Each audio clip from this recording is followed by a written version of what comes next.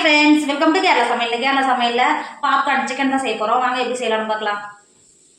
Friends, நம்ம இன்றைக்கி popcorn chicken தான் பண்ண போகிறோம். அதுக்காக நான் பாப்கார்ன் எடுத்திருக்கேன். 250 கிராம் கப்பில் 2 கப்பு பாப்கார்ன் எடுத்திருக்கேன். இப்போ இந்த பாப்கார்ன் அது இருக்குது பார்த்தீங்களா, இந்த கை வச்சு எவ்வளோ ஒரு கிறிஸ்பி எவ்வளோ சவுண்டு கேட்குது பாருங்கள். இந்த மாதிரி நல்லா நுறுக்கி எடுத்துக்கோங்க. ஃப்ரெண்ட்ஸ், இப்போ பாருங்கள் நுறுக்கி எடுத்தது இந்த மாதிரி தான் இருக்கணும். ரொம்ப தூளாக இருந்தாக்கா நல்லா இருக்காது. இந்த ஓரளவுக்கு இந்த மீடியமாக இருக்குது பார்த்தீங்களா, இப்படி தான் இருக்கணும். இப்போ இதை மாற்றி வச்சுக்கோங்க. நான் 1 கிலோ சிக்கன் எடுத்திருக்கேன். இதை பாருங்க, இந்த மாதிரி ரொம்ப பெருசாக வெட்டல, பெரிய சைஸாக இல்லை. நம்ம சிக்கன் குழம்புக்கெல்லாம் வெட்டும் பார்த்தீங்களா, அந்த மாதிரி வெட்டியிருக்கேன் பாருங்க. இப்போ இந்த மாதிரி இருந்தால் தான் பொரிக்கிறதுக்கு ஈஸியாக இருக்கும்.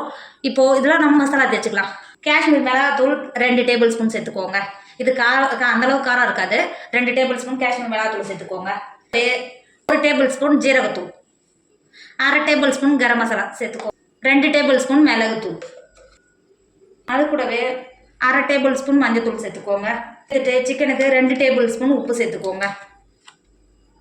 2 டேபிள் ஸ்பூன் உப்பு சேர்த்துக்கோங்க.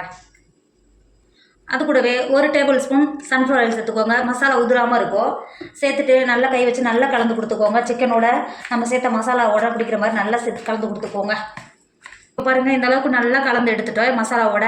இப்போ மூடி போட்டு ஒரு 1/2 மணி நேரம் மாற்றி வச்சுக்கோங்க. நல்லா மசாலாவோட சிக்கன் நல்லா ஊறி இருக்கும். மாற்றி வச்சுக்கோங்க.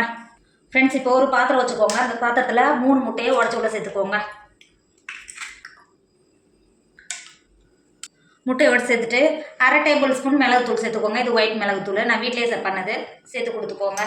அது கூடவே 1/4 டேபிள் ஸ்பூன் உப்பு சேர்த்துக்கோங்க. சேர்த்துட்டு முட்டையோடு நல்லா கலக்கிக்கோங்க.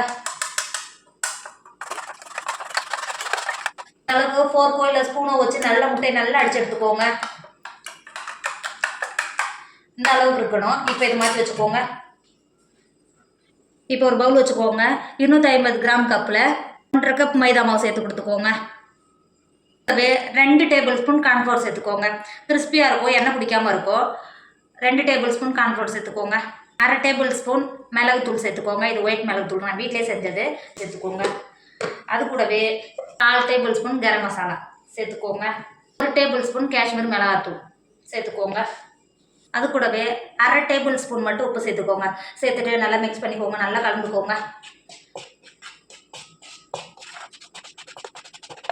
இப்போ பாருங்கள், எந்த அளவுக்கு நல்லா நம்ம சேர்த்த மசாலாவோட மைதாவும் நல்லா கலந்து எடுத்துட்டோம். இப்போ உரமாக மாற்றி வச்சுக்கோங்க. ஃப்ரெண்ட்ஸ், இப்போது 1/2 மணி நேரம் ஆகிடுச்சு. மசாலாவோட சிக்கன் நல்லாவே ஊறிடுச்சு. இப்போ பாருங்கள், ஊறின மசாலாவோட நல்லா கலந்து கொடுத்துக்கோங்க. கலந்து கொடுத்துட்டு இப்போ இதில் ஒரு பீஸ் எடுத்துக்கோங்க. நம்ம ஏற்கனவே மைதா மாவு மிக்ஸ் பண்ணி வச்சுருக்கோம்ல, அதில் அந்த சிக்கனை இது மாதிரி நல்லா கோட் பண்ணிக்கோங்க.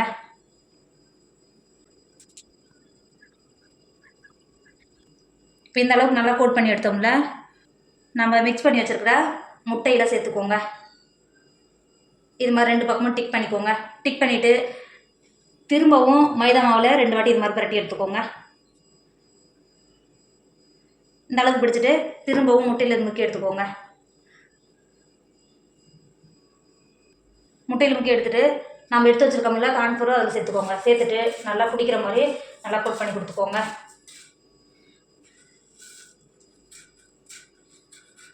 இப்போ பார்த்தீங்களா, இது அப்படியே இப்போ எந்த அளவுக்கு நல்லா கோட்டாகிருக்கு பாருங்க.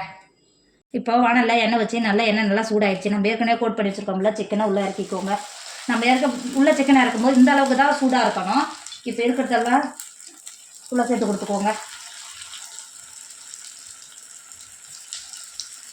சேர்த்து கொடுத்துட்டு ஒரு பக்கம் நல்லா வேக வச்சுக்கோங்க. ஃப்ரெண்ட்ஸ், இப்போ ஒரு பக்கம் நல்லா வெந்துருச்சு. இன்னொரு பக்கமும் திருப்பி சேர்த்துக்கோங்க. இன்னொரு பக்கமும் திருப்பி சேர்த்துட்டு நல்லா வேக வச்சுக்கோங்க. நீங்கள் சிக்கனை வேக வைக்கும் போது அடுப்பு லோ ஃப்ளேமில் இருக்கணும். ஹை ஃப்ளேமில் இருந்தாக்கா இதற்கு பார்த்தீங்களா, மேலே இருக்க பாப்கார்ன் மட்டும் நல்லா வெந்துடும், சிக்கன் உள்ளே வேகாமல் இருக்கும். இப்போ திருப்பி போட்டு இன்னொரு சைடு நல்லா வேக வச்சுக்கோங்க. ஃப்ரெண்ட்ஸ், இப்போ இன்னொரு பக்கமும் நல்லா வெந்துருச்சு. இப்போ இது வெளில எடுத்துக்கோங்க.